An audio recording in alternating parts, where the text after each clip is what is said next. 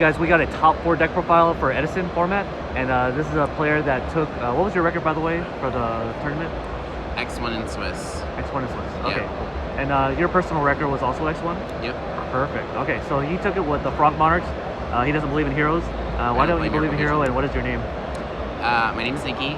I will explain why I don't believe in, like, heroes. I think that deck is very good. I just think this version is better. And, I think that this also has the best matchup against Blackwings, which I just played so many of, and I don't think I lost a game to a Blackwing deck. Like, and I just think that these cards are broken. Monarchs are broken. Let's check it out real quick. Yeah, I played 3 Toad. This is standard. This is standard. I think this is the best ban card of the entire format. If you resolve this on, like, if you get dupe block, you should just win the game every single time. Yeah. Especially if you get this, they can never win. Yeah. And like this, to bring back Swap Frog to loop Monarchs infinite times is like one of the biggest win conditions of this deck. And again, why I think like relying on the frogs is a lot better than relying on heroes. Okay. And then 3 Caius, 3 Ryza, and 3 Destalos, and 1 Dark Dust Spirit. Classic. Even the Dark Dust Spirit too. Yeah, so like the entirety of this format is like Bottomless, Ryko, Deep Prison, Torrential, Mirror Force. Like, it's all of these 1-for-1 cards. It's very, very fair, right? Like, Dawn's at 1, Chaos Source is at 1. Miracle Fusion is the only other, like, ceiling card to, like, kill you. So I just tried to design my entire deck to be +1 into a Bottomless, a Deep Prison, or a Ryko. So, like, this entire engine can get Bottomless or Deep Prison. This beats Ryko. These summoning is always a +1 into any sort of Deep Prison or Bottomless. So, like, if you're just playing and you trade, also keep in mind, anytime you resolve Substitute, right, like, your entire deck is just, like, tribute summons and cards that stall or are upstart. So, like, people are like, oh, like, you just keep drawing and you just, like, play 1-for-1 every turn, and slowly, like, they just run out of cards. Okay. So that's, like, why I played this, and also, again, like, using Destalos, I didn't want to use, like, Vanity's Fiend or Deep Prison because that makes, or I didn't want to use Vanity's Fiend because it makes Bottomless and Deep Prison good. Like, if they go summon Shuras at Bottomless and I just summon at Thessalos, like, I'm +1ing every time. Right, okay. Same with Dark Dust Spirit. But it kind of sucks that randomly Legacy of Yada is a card. So I cited it out a lot.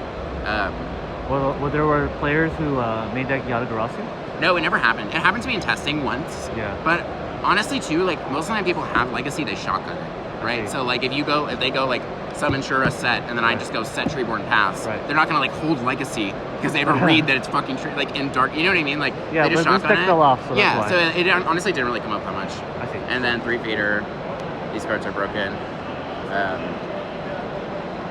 3 Upstart, I just want to draw Substitute. Yes.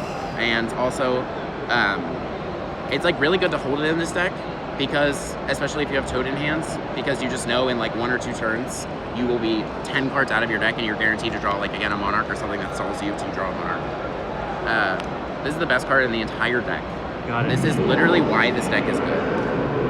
If I could play 5, I would. If you go second against any deck and open, like, this is Magician Shark against any opening. They have to have Judgment. There's no Veiler. Fiendish Chain's not played. There's no warning. It outs anything, and it sets up your entire engine. And then, again, this is broken, and also another reason to, like, play Thessalos and stuff like that too. Because one of the things that this deck really loses to life. Like, if the game goes forever, you'll always win, because again, you're just top taking Kaias and Boards and Battle Fader. But this just being guaranteed removal when you have a read on Bottomless. So you're just like, you wait until you think that there's Bottomless, so then you get to set this and rip something where Kaia's the other back row or something like that. And then Brain, I played 1 Econ. There's, like, 3, I'll talk about it in a second. 1-for-1, heavy. This card's broken. If you draw this card, you just win. Yeah. And then I played Triple Wing Glass. This was also, like, one of the best cards on my deck. And then 1 Raigeki Break. Again, like, it's a 1-for-1 format. All of your cards are +1s. And if you're just, like, summoning Ryza, they Bottomless, you bounce their guy. Okay, go. Yeah. They go, they set it again, then you Wing Glass it, then you summon it that's slow, so you +1. Like, you're just playing the longest, slowest game where every single one of your cards is a +1. And Wing Glass makes that, like, even better. I see. And also, like, hitting back rows, hitting Master Restrict. It's really easy to read pulling pulling the rug that's in your Yeah. card, because it's like a very specific card that can do on specific summons. Yeah. So like, you know, I would always like try and hit that. And then I played a fourth one. These are like the flex spots of the deck. I think like 37 optimal cards, and like maybe Dark Dust. Yeah. Like these are the only cards, and I sided these out a lot.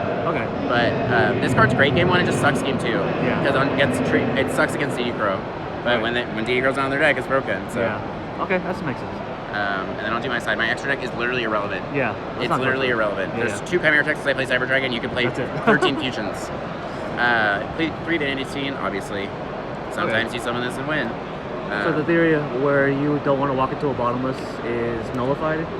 I think a lot of people side out some Deep Prisons and stuff against this. Yeah. And I think also there's some decks that it's just too good against. Yeah. Like or Mirror Match. I just summoned this. I can't mirror match your board. You know what I mean? Or like there's decks that you can do it kind of reactively, like Plants. Once they banish your warrior, you can wait and summon it. And even if they clear it the next turn, as long as you got like value from there. Got it. Crow. This card is pretty good. This card was fine. This card I didn't use at all, and I don't think I would use it again.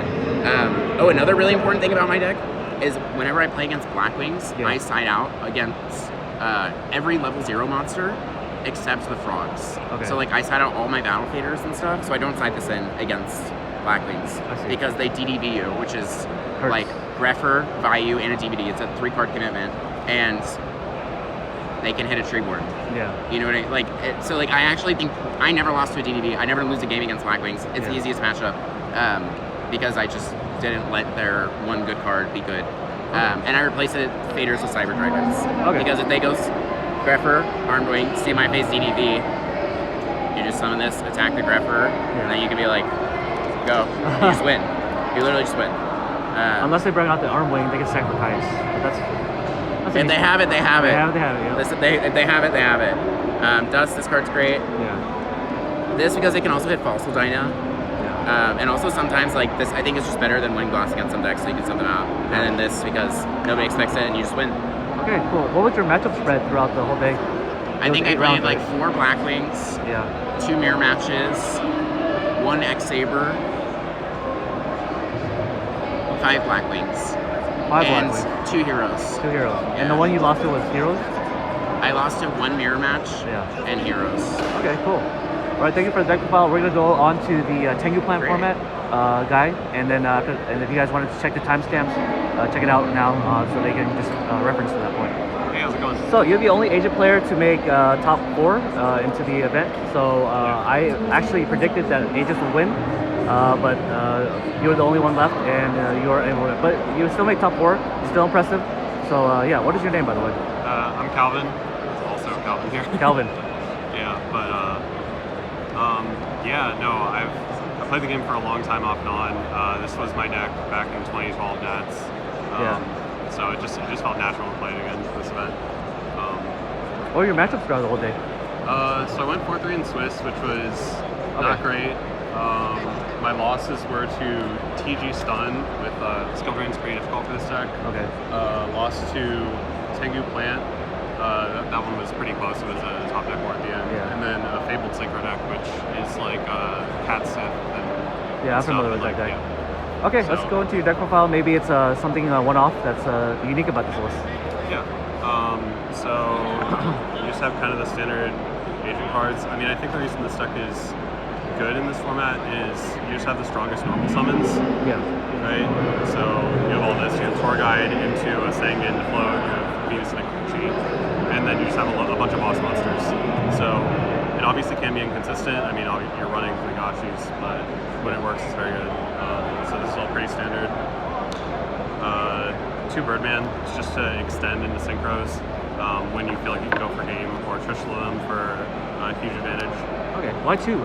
Did you always wanted to see it? I think it was space really, and it was often sided out honestly, like down to 1 copy. But it was still nice to have to hold in case you need to do a synchro push. This is pretty standard.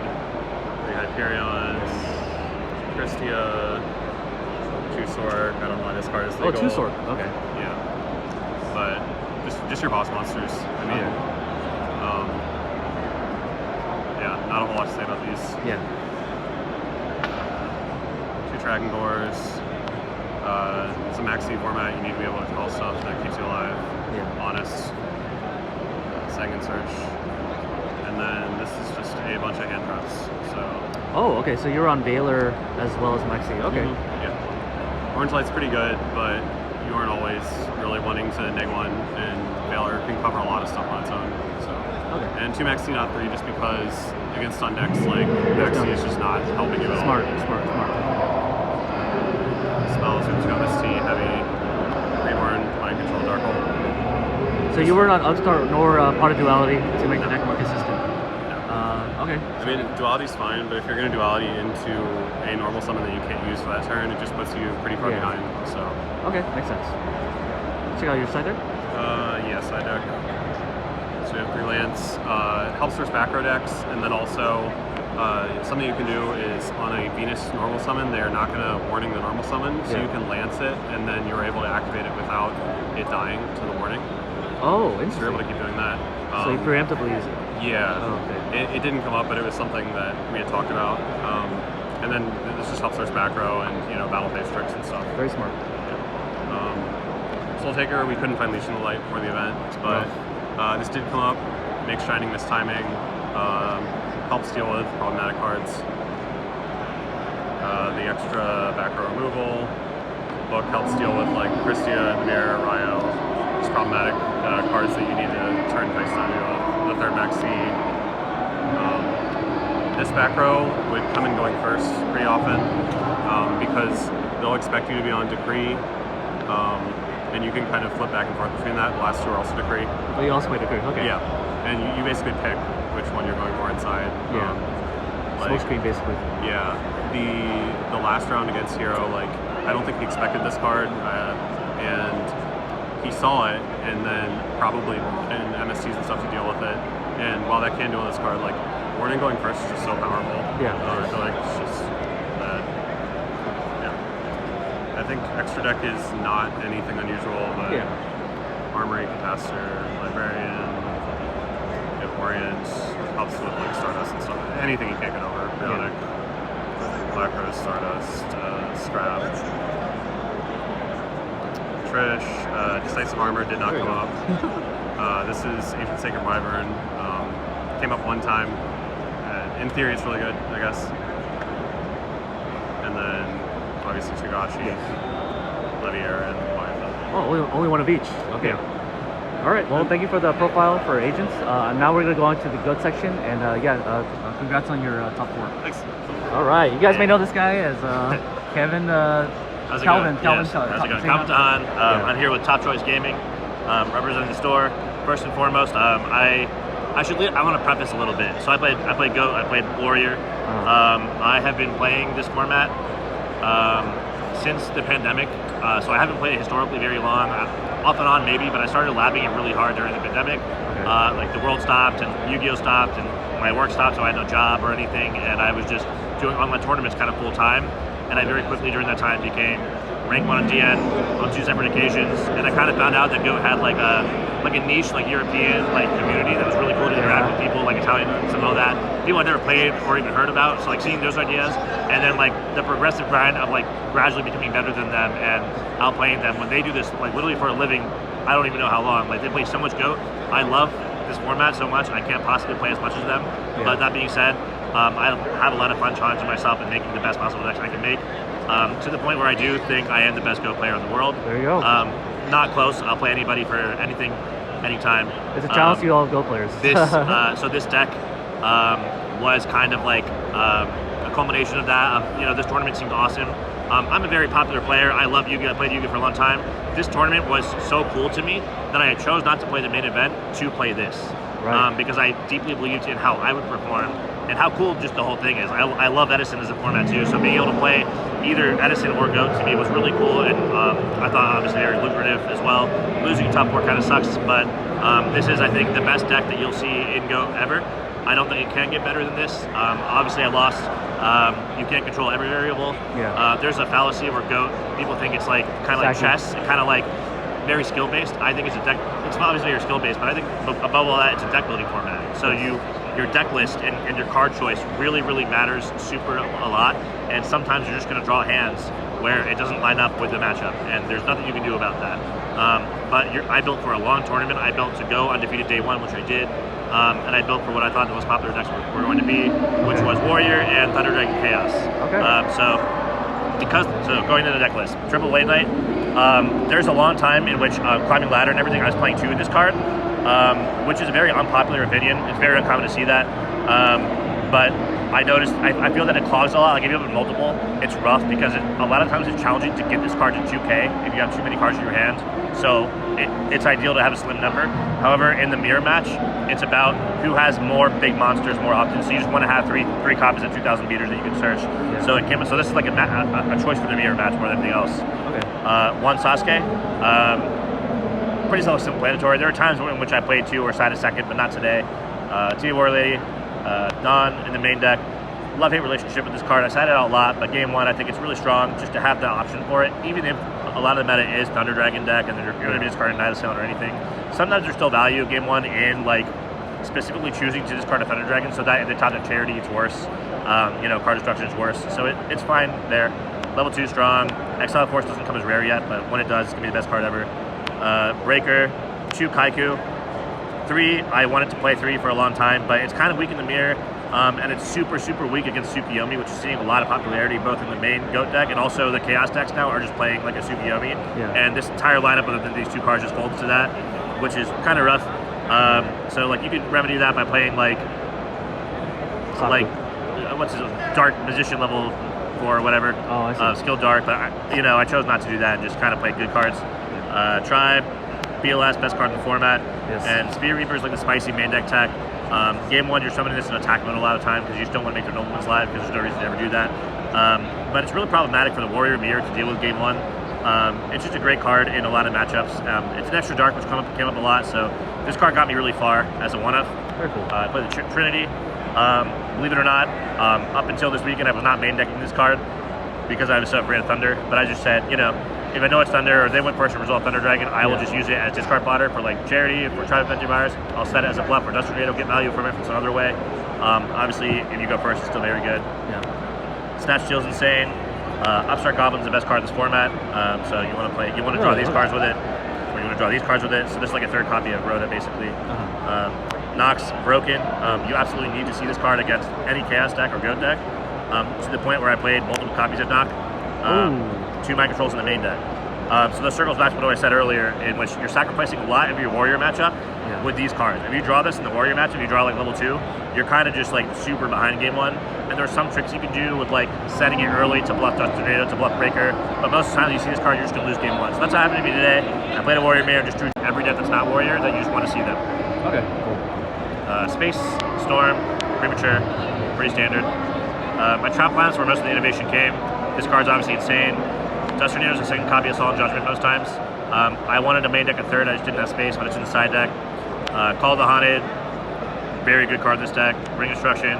Torrential's kind of uncommon to see, but a lot of times you just need it to out, like, if you get like a Gravekeeper Spy lock early, you kind of have to like nuke your own board and clear Spy. It happens a lot. Trades reasonably well with Chaos Monsters and Tsukiyomi, which I mentioned was a hard card to beat. I played 1 Mirror Force. I feel like battle traps in Go Control are really, really, really awful. So I'm trying to play as little of them as possible. Against what I think is the best deck, or the most popular deck, which is the Chaos Thunder deck. This card will never get value against anything. It's never going to, like, Breaker has already destroyed something, Tribe has already nuked your field. Yeah. Their other summons are Chaos Sorcerer, which is called priority. So you're never going to hit a card that hasn't already done something. Yeah. So I believe this card is very weak. That said, a lot of the meta is Warrior. So you want this card to keep them in check. Because of that, having multiples is very good. So I made a Sakuretsu Armor, which is obviously strictly worth this. And then to remedy that, I played a Widespread Ruin. The logic here is that this card is infinitely worse than Sakuretsu Armor. Yes. So if they see this early, they will automatically assume that I maxed out on Sakuretsu Armor. Oh, if they see this, they have to assume I had 3 Sakuretsus, so they're playing around the entire game. So by doing that, I get away with just playing 2. It's also post-side, very good for like Nobleman Extermination. The diversity there is like you only lose these, you don't lose this. Yes. And that really comes up in the Warrior matchup where you're counting the cards and you're just trying to get rid of monsters over and over again. Okay. So this was by far the best card in my deck. because it's just a mix-up and they have no idea what's going on when they receive this card because they're forced to play around the other copies of Sakuretsu that don't exist in your deck. You don't have them, but they have to play around it. All right, and your side deck? Yeah. The fusion deck doesn't really matter. The fusion, yeah, I never accessed it once. It doesn't even. I don't even have one. Smashing Ground. This card's really good as a one-of, just to like simplify. Mostly in the Warrior Mirror for like clearing like a Kinetic Soldier or like a Blade Knight that has too much tempo. Sometimes you can like neg one, clear a spy with it. It's not terrible. Cliff. This card I think is just a staple in the extra deck. I think it's just too important to have versus like Panda Burn or anything that has like a level limit or Gravity Bind. So even those decks are kind of scarce. You just want this because it's just a free win against those decks. So why wouldn't you play it? Yeah. This card's for the Warrior Mirror. You just want to have more big monsters than they do. So you just put this in and you beat over the Blade Knight for free. This and this. I'm never losing Warrior Mirror because I'm always, like as I mentioned, you're just counting cards. Yeah. You're just counting monsters and they're going to run out before you do. So this is just Nobleman's going out, Mind Control's going out for these, and you are literally the extra Dust Tornado. You're never losing. This card's very toxic in the Warrior Mirror. Sometimes they can predict it and it forces them to keep either knock in or level 2 in. Sometimes they can't afford to. I feel like it's a losing strategy to even keep it in. I feel like you just have to accept Spy is a card that they could have and you know answer it, which is why I play it like this card. Personally, I was tidying out my Mind Controls and my knocks every single time in the mirror and just putting them on Better Habit. Double Dust Shoot. This card can clog sometimes. It's not always good to draw late, so I didn't want to play 3, but it's obviously very, very good against Thunder. Live at all points in the game. Also very good against Reasoning deck. Any sort of like DMOC Chaos deck that like any road deck basically at all. This card is just very good against Cyberstein strategies, Panda Burn, any of it. This card's the best card in my extra deck, side deck, sorry. This card is not for the main matchup, so it's not for Warrior, it's not for Chaos, it's for every other deck in the game. It's for anything that has Metamorphosis, anything that has a Geometrio, you can clear the tokens, anything that has Monster Gate, or any Monarch deck that's playing Brain Control, trying to tribute your guy, you just bounce it. Anything that plays Creature Swap, you're letting them Creature Swap you, you're bouncing it back. So this just solos all the non-viable decks in the format, which I played a lot early in the tournament, so that's the theory there. So that's the deck, pretty clean, every card has a purpose. I believe this to be flawless. My regret is that I probably couldn't main deck the last copy of Dust Tornado. I wanted to play this card so badly, but I decided on the Spear Reaper as kind of the flex spot there. So it's pretty close to perfect. Again, you can't control everything. Sometimes your cards are just going to add up, but I do believe this is the best deck you can possibly play. And I'll be curious seeing people start to net deck this and like figure out how to answer that from there. Because once everyone's on this, it's going to be really hard to play moving forward. I feel like the format's been solved. It's kind of hard to. I don't know, but point being said, I love this event. I love playing with my friends. I think it's really cool to be able to play these formats. Like I said, I love it so much that I didn't play the main event on purpose because it's so cool. So yeah, thank you. Well, we'll see you more in the future, Calvin. And you're not just the ABC YCS champion. You're also a GOAT champion as well. Thank you so much. All right, I'll see you more in the future. Top 8, top 4. This is a team. Can we get a little huddle? Yeah, let's go. So we all met. I think 15 years ago, 10 years ago. How long? We met at Game Parlor, which was locals in Virginia. He was like 12, I was like 16. We've known each other for at least 15 years. Like you said, 2012 Nats, that's when we met. So, you know, we've been together for a decade plus, Virginia duelists. Awesome. But yeah. All right, peace out, guys. Thanks.